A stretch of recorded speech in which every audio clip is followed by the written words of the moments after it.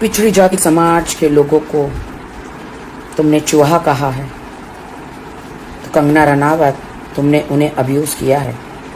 पिछड़ी जाति के लोगों को बुरा बोलने के लिए कंगना रनावत तेरा मुंह काला।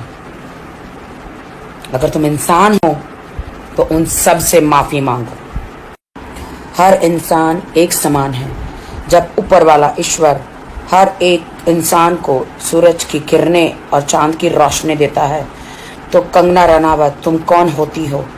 इंसान जातियों को अलग अलग करने वाली और ऊंच नीच में भेदभाव करने वाली तुम कोई नहीं हो। इसलिए तुमने पिछड़ी जाति के लोगों को चूहा कहा है। चूहिया तुम हो। सो चूहे खा के हज को चली कंगना रनावत, तो तुम हो चूहिया, ना कि हमारे लोग हैं। हिंदुस्तान का संविधान पढ़ो। आज तुम आज़ाद हो बिकॉज हमारा संविधान स्ट्रांग है। डॉक्टर बाबा साहेब आम्बेडकर जी ने जो नेक काम किए हैं, जो संविधान को लाए हैं, जो बदला है, वो कोई नहीं कर सकता। जय भीम। पुराने ज़माने में औरतें हस्बैंड के मर जाने के बाद सती की जाती थी, उनके बाल निकाल दिए जाते थे। आज तुम आज़ाद हो क्योंकि हमारे लिए संविधान है। हमारे लेजेंडों ने हमारे लिए बलिदान दिया है और तुम हमारे पिछड़ी जाति के लोगों को, हमारे समाज को तुम अब्यूज़ करती हो। ये मत भूलो कि तुमने झांसी की रानी के ऊपर फिल्म बनाई थी। कौन थी वो? वो भी पिछड़ी जाति की एक महिला थी जिन्होंने युद्ध किया था अपने लोगों के लिए। भूल गई? उसके लिए तुमने काफ़ी अवार्ड बटोरे हैं, तुमने काफ़ी पैसे कमाए हैं। तो अब्यूज़ करना बंद करो, माफ़ी मांगो हमारे लोगों से, हिंदुस्तान से माफ़ी मांगो। तुम्हें मौका देते हैं, माफ़ी मांगो।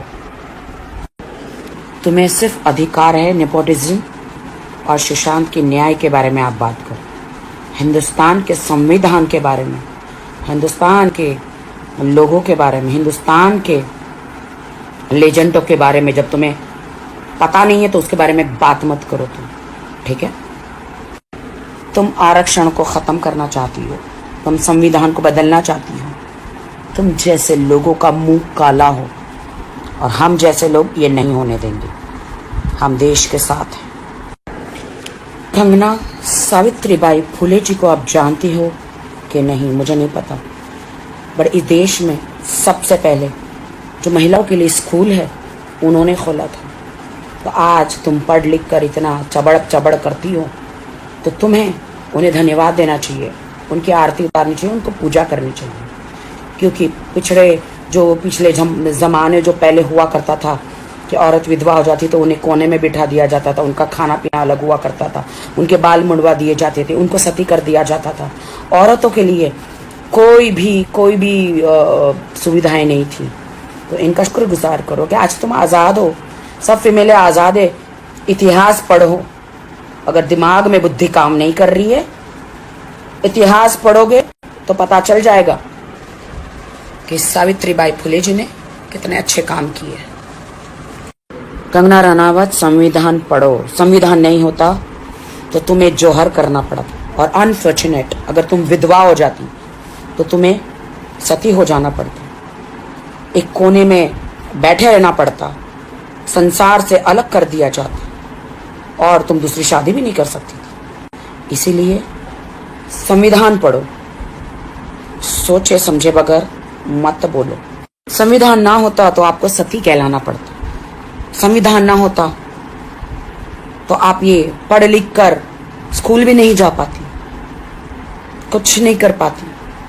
यहाँ तक जो बॉलीवुड में आके जो तुम स्टार बनी हो, हम बने हैं स्टार, जितने भी स्टार बने हैं लोग, संविधान नहीं होता तो इतने कामयाब भी हम नहीं होते और महिलाएं खास करके इतनी आगे नहीं बढ़ पाती। बहुत सारे लोगों की माँओं ने बर्तन मांज कर, सड़कों पर झाड़ू लगाकर अपने बच्चों की परवरिश करी है। तो उन लोगों को तुम अब्यूज मत करो। ईश्वर न करे कि तुम्हारी माँ ने ऐसा कुछ तुम्हारे लिए किया हो लोगों के बर्तन मांजकर, सड़कों पर झाड़ू लगाकर, लोगों के टॉयलेट धोकर तुम्हें पढ़ाया हो। अगर तुम्हें अच्छी परवरिश मिली है तो वो संविधान को धन्यवाद कहो, ईश्वर को धन्यवाद कहो। तो दूसरों को, पिछड़ी जाति के समाज को तुम अब्यूज मत करो। झांसी की रानी में जो असली किरदार जो निभाया था उजलकारी बाई, वो एक बहुजन समाज की बेटी थी जो अपने लोगों के लिए लड़ी थी। तो क्या ये आप भूल गई? तो आप सुशांत के लिए न्याय मांगो। उसके खूनी को तो हम भी ढूंढ रहे हैं। 4 फोटो मोदी जी के साथ क्लिक कराने से आप देश के प्रधानमंत्री नहीं बन जाएगी। तुम 4 फोटो तुमने क्लिक कराए, हम तो मोदी जी के पास उधर जाके हम उनको खुद मिलकर आए हैं। और मोदी जी से एक बार नहीं 2-3 बार हम मिले हैं, लेकिन हमने कभी नहीं सोचा कि हम देश को हाथ में ले लेंगे।